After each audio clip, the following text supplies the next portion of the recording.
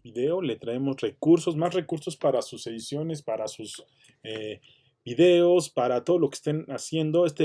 Les traje sonidos, 55 de sonidos, efectos de sonidos que son los básicos, ¿no? Yo les recomiendo que lo hagan en una carpeta donde vayan metiendo sus recursos.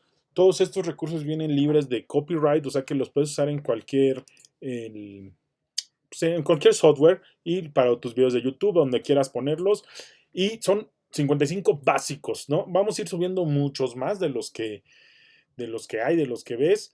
Pero bueno, aquí van los primeros básicos. Vamos a revisarlos por nombre. Ahí están.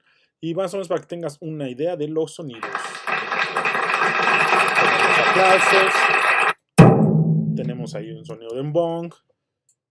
Jazz. Cristales rotos. Alarmas, beeps. Cámara de fotos. Digital.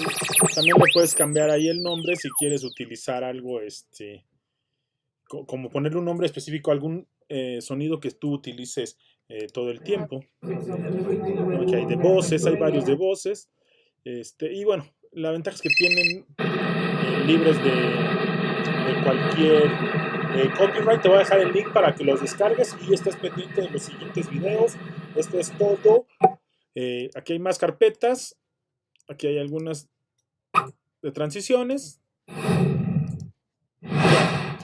Te lo dejamos, descárgalo, utilízalos y si tienes dudas, comentarios o quieres algún sonido en especial, algún recurso, recuerda que hay más recursos en el canal como los programas de diseño de Adobe, el Final Cut y demás. Y también Chuy nos está trayendo bastantes transiciones buenas para Final Cut que están buenísimas y son gratis. Es lo que vamos a ayudarles en traerle estos recursos gratis. No olviden suscribirse y adiós.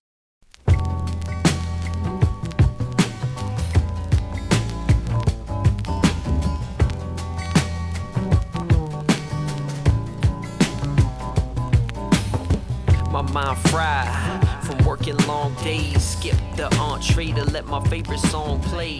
Block out every word that my mom say.